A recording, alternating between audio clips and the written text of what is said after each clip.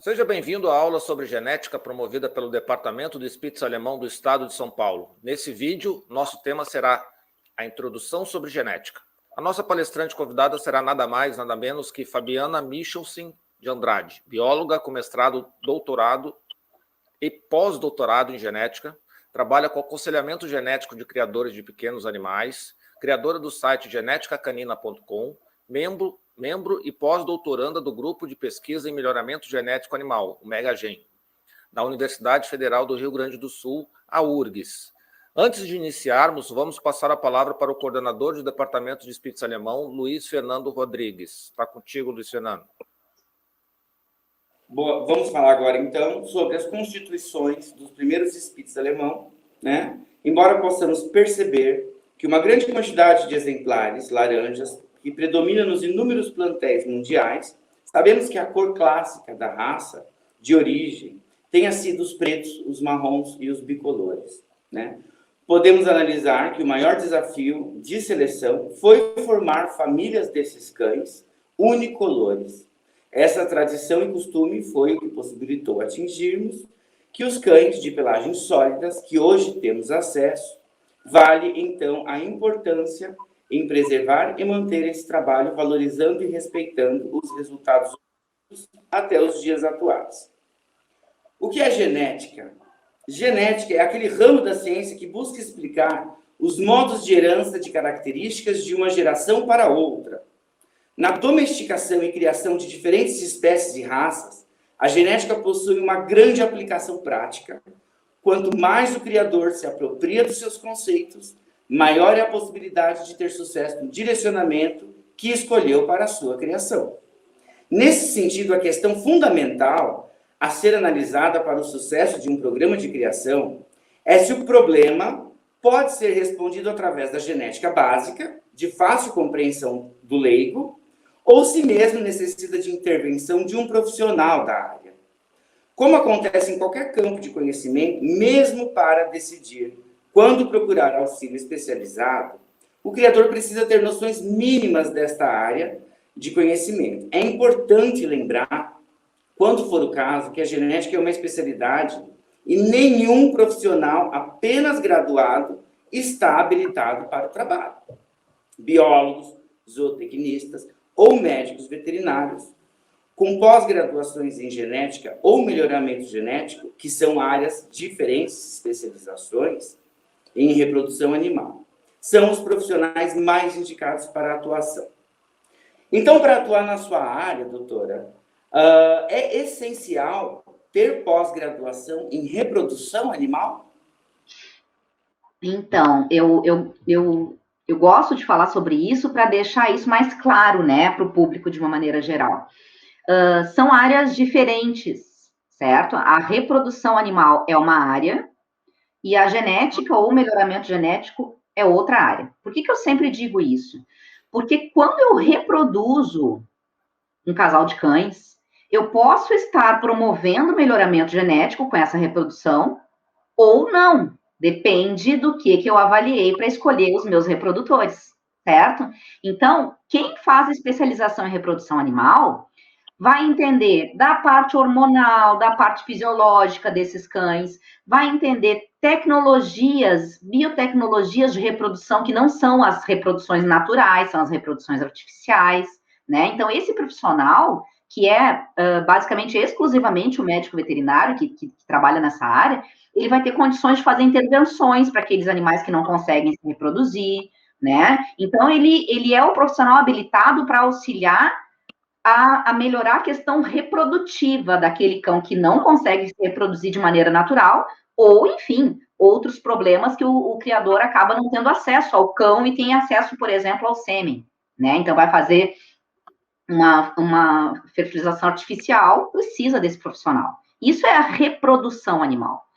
A genética e o melhoramento genético não tem a ver com reprodução animal. Quem estuda reprodução animal, talvez tenha uma disciplina de genética na sua pós-graduação, mas não é a especialidade desse profissional, né? Eu diria que os dois campos andam juntos, né? Eu diria que o melhoramento genético, ele vai dizer quais cães são melhores de serem reproduzidos para o objetivo do criador. E o médico veterinário que trabalha com reprodução animal vai efetivar essa reprodução, certo? Mas são áreas diferentes com especializações diferentes. Um trabalha no planejamento e outro na execução, né? Perfeito, isso aí. Muito bom. Fabiana, tá contigo, Fabiana. Certo, então, boa noite. Vamos começar, então, nesse vídeo, eu vou falar um pouquinho sobre uma breve introdução, né, com relação ao que são os pigmentos de pelo e pele, né, e alguns conceitos de genética básica para que a gente consiga entender a maneira como está disposto todo como estão esses conceitos todos no site, certo? Então, nessa parte aqui, nós vamos conversar sobre como é que a cor da pelagem é determinada, tá? Bom, quem determina a cor da pelagem de um cão e de qualquer outro mamífero, né, são células chamadas melanócitos. Essas células, elas produzem pigmentos e alimentam o fio, ou esse pigmento fica só na pele, né? Então, alimentam o fio com pigmento. Que tipo de pigmento? Basicamente, a gente tem 2 tipos de pigmentos iniciais. Quem dera fosse só essa diferença, né? Mas, na verdade, não é assim. É só para a gente começar o assunto, a gente tem um pigmento chamado eumelanina, que pode ser preto, pode ser marrom, ou pode ser ainda outras tonalidades de preto e marrom, como cinza. E o importante para a gente pensar todas as colorações de pele e pelo é que a eumelanina, ela está presente igual na pele e no pelo. Ou seja, se um cão tem pelo preto, ele vai ter pele preta. Em geral, a gente percebe a coloração da pele pela cor da trufa, né? Então, se um cão tem pelo marrom, ele tem a trufa marrom. Se um cão tem pelo azul ou cinza, ele tem a trufa da mesma cor, certo? Bom, e o outro pigmento é um pigmento chamado feomelanina. A feomelanina, ela tem diversas tonalidades que vão desde o avermelhado até o creme claro, quase branco, né? E aqui tem uma pequena confusão entre o tom de marrom e esse tom de vermelho mais escuro.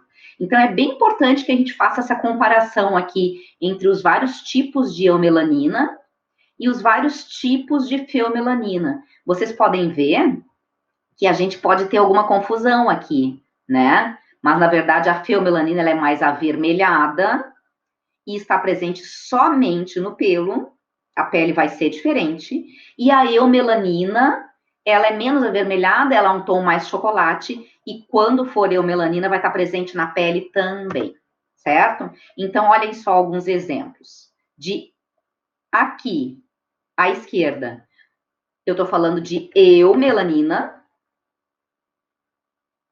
eu tenho eumelanina marrom no pelo e a mesma eumelanina marrom na trufa, e deveria estar escrito aqui feomelanina. Este cão aqui tem feomelanina.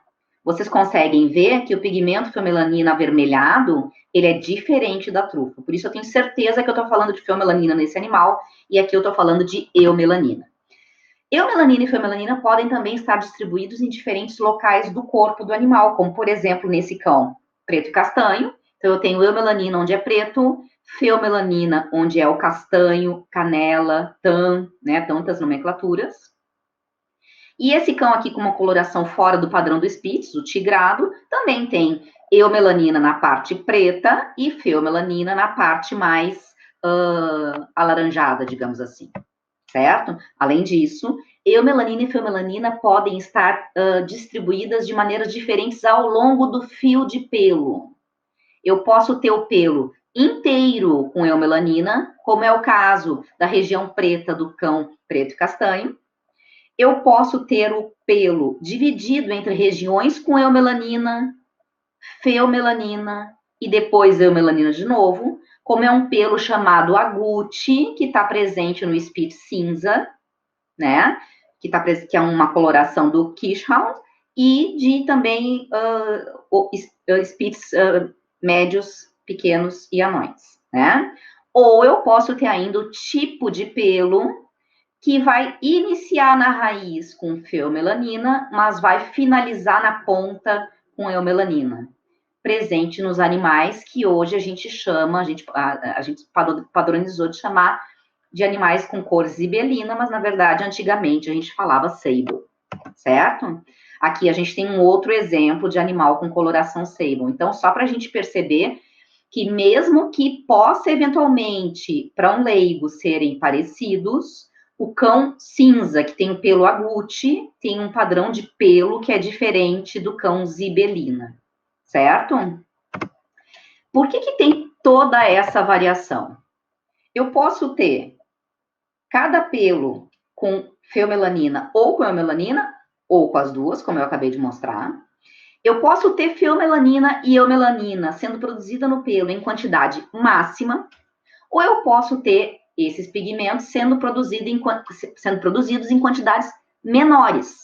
É quando a gente vai chamar de cores diluídas. Ou eu posso ainda não ter esses pigmentos, nem feomelanina, nem eumelanina, que é quando eu vou ter o cão branco, certo? E para a gente entender como é que a coloração da pelagem é determinada, não é uma coisa simples, pessoal. Não é a gente olhar um site, não é a gente olhar um texto, né?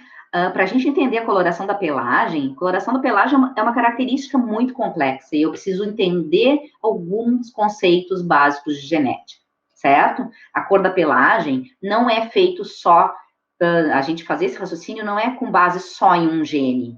Eu preciso conhecer vários genes. Se eu penso num gene só, eu acabo tendo a impressão que algo estranho aconteceu, como nessa brincadeira que está no slide, né? Então, eu preciso ter o entendimento de vários genes para entender como é que a cor da pelagem é determinada, certo? O que complica? Primeira coisa que complica é que a gente precisa entender, a gente precisa aprender para entender a coloração da pelagem, é o que significa eu chamar uma coisa de dominante ou de recessivo. O que significa eu chamar uma cor de dominante ou de recessivo. Eu também preciso entender que para algumas cores, eu tenho um conjunto de genes que estão influenciando aquelas cores, não um só, e que um gene é mais forte do que o outro. Um gene esconde a existência do outro. Então, eu vou ter interação entre genes, e isso é uma das coisas mais complexas.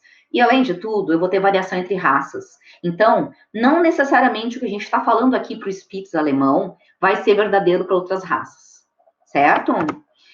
E, existem pelo menos 10 genes, na verdade quase 15 genes, mas com 10 a gente consegue explicar quase todas as colorações de pelagem, e eu risquei aqui aquelas cores que não são cores aceitas no Spitz alemão como padrão, né? Então, a gente vai falar, ao longo das outras aulas, das outras cores, do que determina o preto sólido, o branco sólido, o cinza, que alguns chamam de cisa-lobo, que é aquele determinado pelo agouti, os animais bicolores e particolors, né? O marrom, as cores, os tons de dourado, desde o laranja até o creme, a máscara, o preto castanho e a zibelina, certo? É isso que a gente vai abordar nas outras aulas.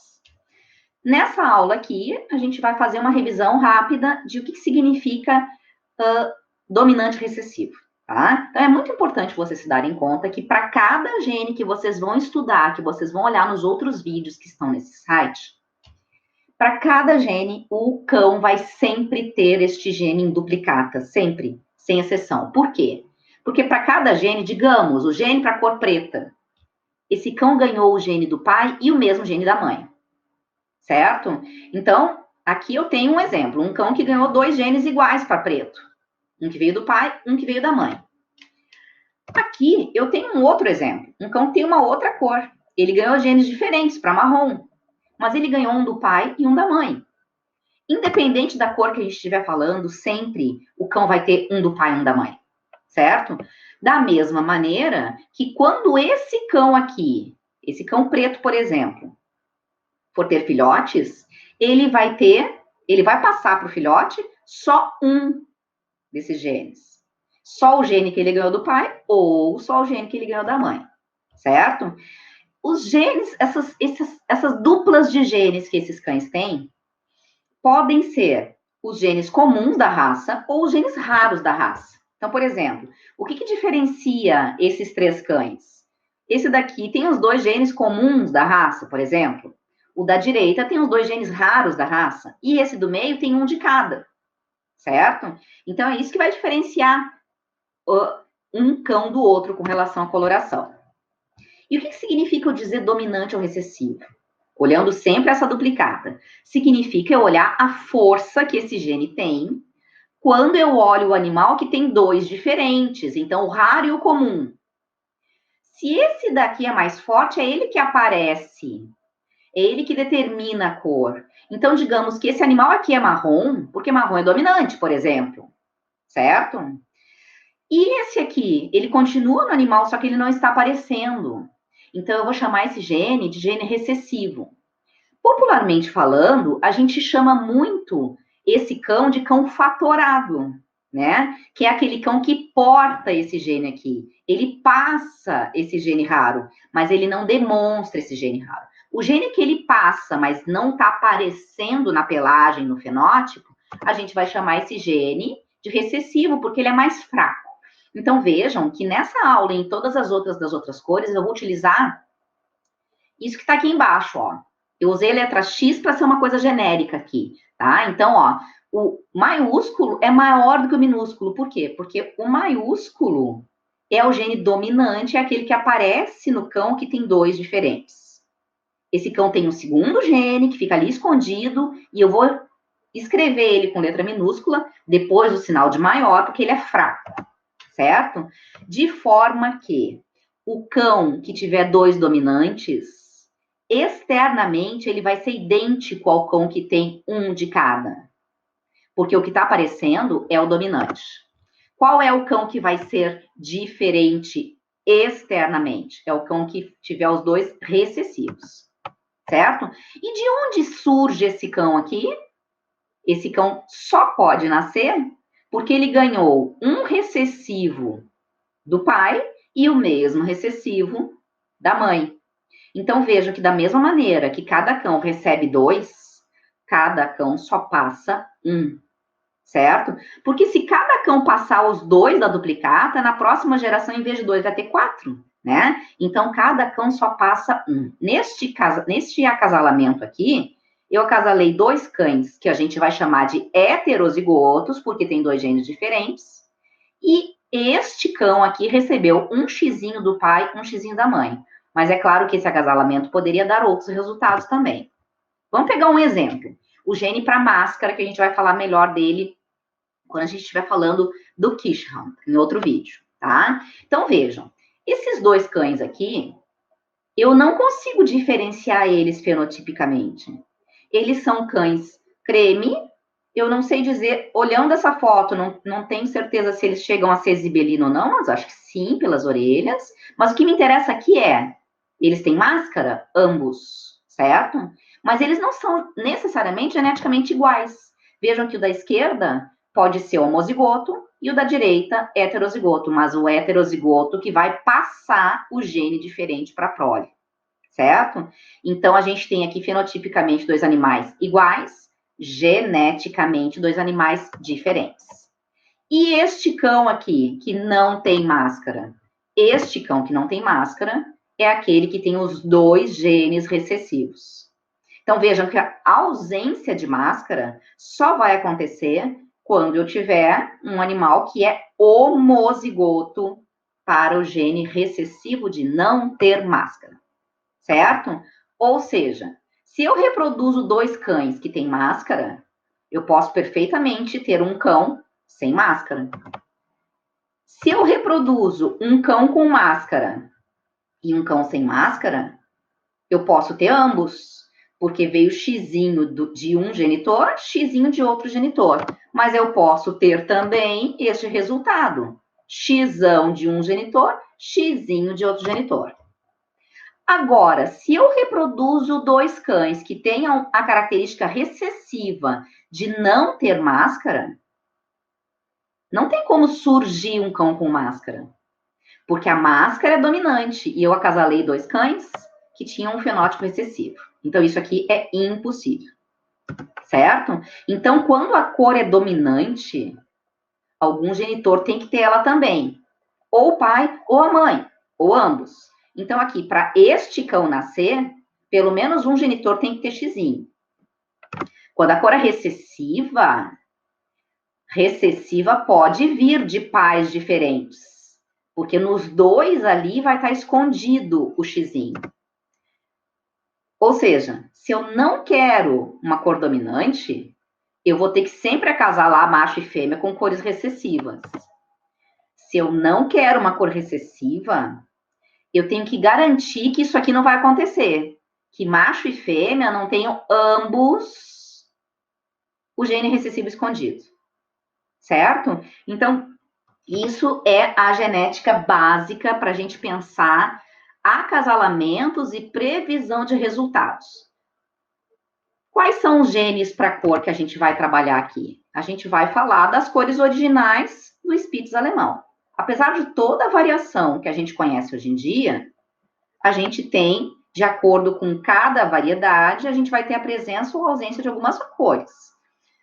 Ao longo do site, a gente vai trabalhar, primeiramente, com cinza, presente no Kirschhorn, mas presente também nas outras variedades.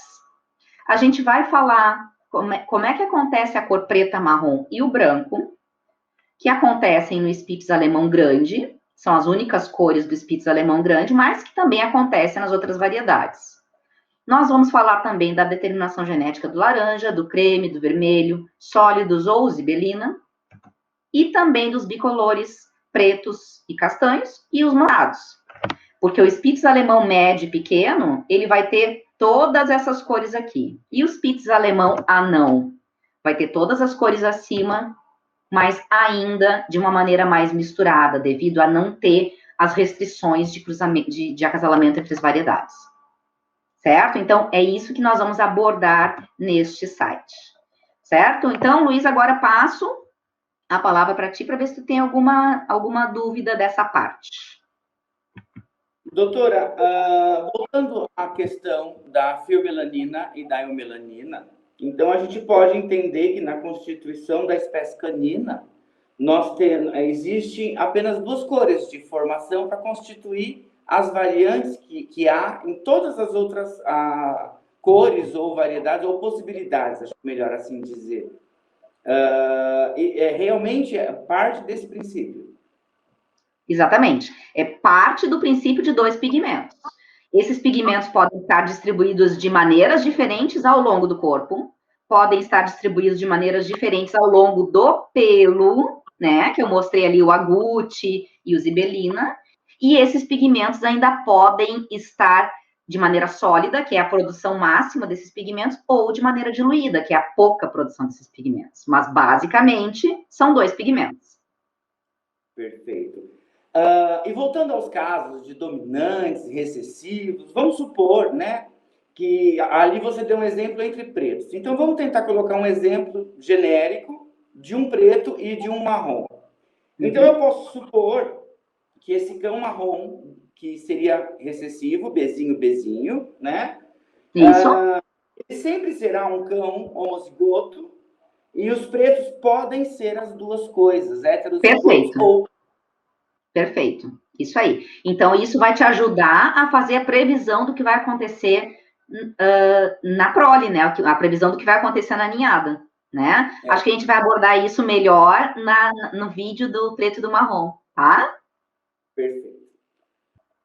Então, pessoal, a próxima aula agora é sobre Kirschhorn. Então, obrigado e até a próxima. Em nome de toda a diretoria do Departamento da Raça Spitz Alemão do Estado de São Paulo, agradecemos a doutora Fabiana Andrade pela idealização e parceria deste trabalho. Dúvidas sobre testes genéticos, aconselhamentos, marcadores ou como proceder, procure na descrição deste vídeo ou no próprio site do departamento na aba Sites Importantes ou mesmo no site geneticacanina.com.